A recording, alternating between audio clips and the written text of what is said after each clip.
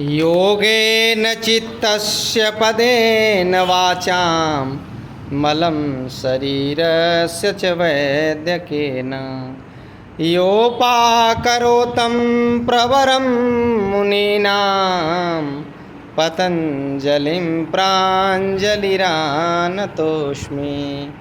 पतंजलिं प्राञ्जलिरानतोऽस्मि। महर्षि पतंजलि को नमन करते हुए और योग दर्शन का पहला सूत्र अथ योगानुशासनम। आइए अनुशासित होकर के अनुशासन पूर्वक हम योग की शुरुआत करते हैं। अनुशासन एक ऐसा शब्द है, एक ऐसी जीवन पद्धति है कि हम जीवन भर यदि उसको अपनाएं हर क्षेत्र में अनुशासन को, तो कभी भी हम धोखा नहीं खा सकते हैं, कभी भी हम गलत रास्ते की तरफ नहीं जा सकते हैं।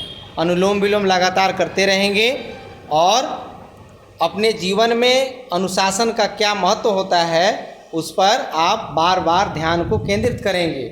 चाहे वो उठना हो, बैठना हो, सोना हो, जगना हो, पढ़ना हो, लिखना हो, जो काम करते हैं हर जगह अनुशासन है। चाहे आप टिकट खरीदते हो, चाहे आप रेल में बैठते हो, चाहे घर में हो, बोलने के सलीका से लेकर के संस्कार से लेकर के हर जगह अनुशासन जब तक हमारे जीवन में, आपके जीवन में नहीं आएगा तब तक हमारा जीवन शुद्धतम स्वरूप में नहीं आ सकता है। इसलिए पहला ही सूत्र है महर्षि पतंजलि के योग दर्शन का, अथ योगानुशासनम। इसलिए अनुशासन को ध्यान में रख करके हम योग की शुरुआत करते हैं। तो सबसे पहले क्या होता है कि जब हम कहीं योग के सत्र में जाते हैं तो हमारा जो बैठने का तरीका होता है, सबका एक समान आसन लगे, सब एक कतार में बैठे हों, सबकी मुद्राएं एक जैसी लगी हों और सबका ध्यान एक जगह पर लगा हो, या तो ओंकार के ऊपर हो या आप सूर्य के ऊपर, चंद्रमा के ऊपर, जिस पर भी ध्यान लगाएं, सब लोग एक जगह ध्यान लगाएं। इसीलिए दिशा निर्देशों का पालन करते हैं।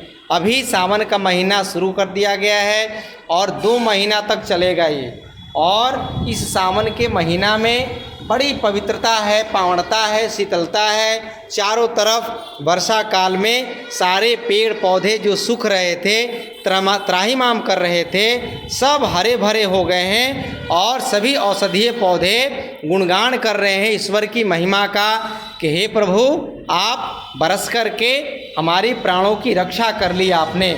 जो सूख गए वो सूख गए, जो बच गए उनकी जीवन लीला आगे की तरफ बढ़ रही है। इसलिए अनुलोम विलोम करते रहेंगे, ध्यान एक जगह लगाइए, चाहे मेघ पर लगाइए, चाहे वर्षा पर लगाइए, चाहे आप चंद्रमा पर, चाहे आप सूर्य देव पर लगाइए। ध्यान लगा करके धीरे धीरे बाएं नासिका से सांस को भरना है, दाहिने से धीरे धीरे छोड़ना है, फिर दाहिने से भर करके बाएं से छोड़ना है। इस क्रिया का नाम है, इस प्राणायाम का नाम है अनुलोम विलोम। यह अत्यंत ही लाभकारी है, बहुत फायदेमंद अभ्यास है। इससे मानसिक रोगों को ठीक करने में बहुत यह कल्याण करने वाला है। यदि आपको नींद नहीं आती हो, यदि आप डिप्रेशन के शिकार हों, यदि आप तनाव के शिकार हों, चिंताग्रस्त हो गए हों और इन सारे लक्षणों के रहते हुए यदि आपका मन व्यग्र और बेचैन हो रहा है, बार बार कुंठित हो जा रहा है, बार बार निगेटिव हो जा रहे हैं, नकारात्मक शक्तियाँ आ रही हैं, बार बार समाज में गलत चीज़ों का, जैसे आखंड पाखंड से लेकर के भूत प्रेत से लेकर के तमाम प्रकार के दी विसंगतियाँ आपके जीवन में दिखाई पड़ रही हों, तो आप अनुलोम विलोम शुरू करिए। और इन अभ्यासों को करने से नकारात्मक शक्तियाँ, निगेटिव जो एनर्जी है वो आपके जीवन से, आपके घर परिवार से, आपके अगल बगल से दूर होते चले जाएंगे। और जैसे भगवान सूर्य को उगते ही चारों तरफ का अंधेरा मिट जाता है, छट जाता है, उसी प्रकार यदि आप अपने मन में भगवान सूर्य का ध्यान करके अनुलोम विलोम करेंगे तो हमारे अंदर की जो अंधेरा है, अंदर की जो बुराइयां हैं, गंदगियां हैं, वो धीरे धीरे बाहर निकलने लगती हैं। और जैसे सोना को, जैसे कोई सोना का हम आभूषण बनाते हैं तो उसमें कुछ मिलावट किया जाता है आभूषण बनाने के लिए, तभी जा कर के वो लचीला हो पाता है। और जब सोना को बेचना होता है तो सोनार क्या कहते हैं कि पहले इसको गलाना पड़ेगा, जलाना पड़ेगा, यानी जला करके उसके मिलावट को भस्म कर देते हैं। और प्योर जो गोल्ड होता है, सोना होता है, वो कुंदन के रूप में बाहर बच जाता है, वही सोना फिर खरीदता है। यानी सोना को बार बार मिलावट करेंगे, बार बार जलाएंगे, वो दग्ध होता जाएगा, दग्ध बीज हो करके वह अपने मूल स्वरूप में बार बार उपस्थित होता रहता है। इसलिए हम भी अपने भीतर के मिलावटों को बार बार दूर करने का प्रयास करेंगे, क्योंकि दिन भर मिलावट होते रहते हैं। और जब हम प्राणायाम में बैठते हैं तो यहाँ पर योग रूपी अग्नि के द्वारा, योगाग्नि के द्वारा हम उसमें तप रहे हैं, उसमें जल रहे हैं और सारे मिलावट हमारे दूर हो रहे हैं।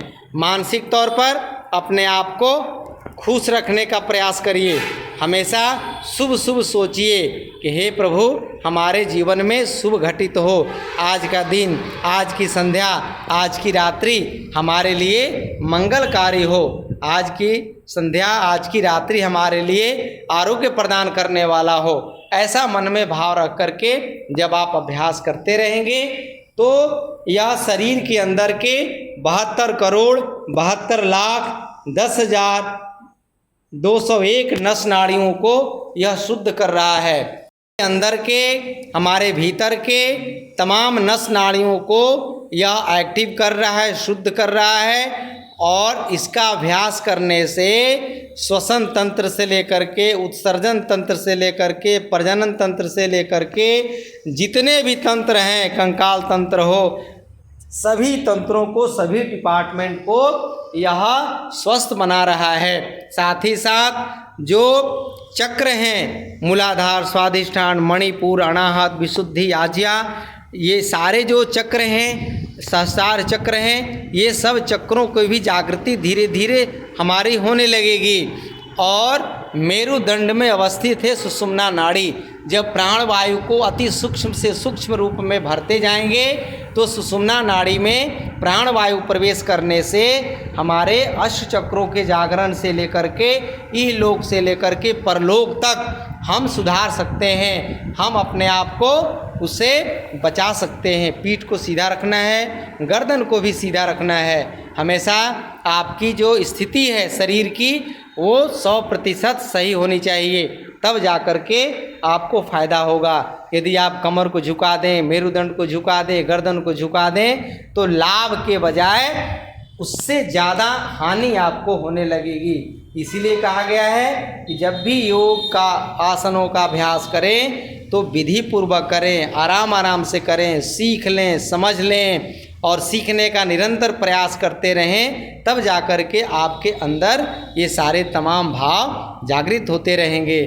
तो आज आप सब लोग ने अनुलोम विलोम का अभ्यास किया और ऐसे में यदि हम भगवान शिव का ध्यान करें, क्योंकि योग के वो आदि प्रवर्तक हैं, आदि गुरु हैं, तो भगवान शिव का यदि ध्यान करें तो आपके हमारे अंदर शिवोहम शिवोहम का भाव, ओम नमः शिवाय का भाव रोम रोम से उठना शुरू हो जाएगा। तो पूरा शरीर ही शिवालय हो जाएगा, देवालय हो जाएगा। और यह जब देवालय और शिवालय हो जाएगा शरीर, तो कभी भी यह रोगालय नहीं हो सकता है और हम रोग से हमेशा शरीर को बचा सकते हैं। तो आइए ऐसे शुभ भावों को मन में धारण करते हुए आज के सत्र को विराम करते हैं और एक बार ब्रिजमोहन योग चैनल में आप सबका स्वागत करते हुए आपसे निवेदन करेंगे कि आप भी जहाँ हैं, प्राणायाम को इस सावन के महीने में प्राणायाम को यदि बढ़ा दिया जाए,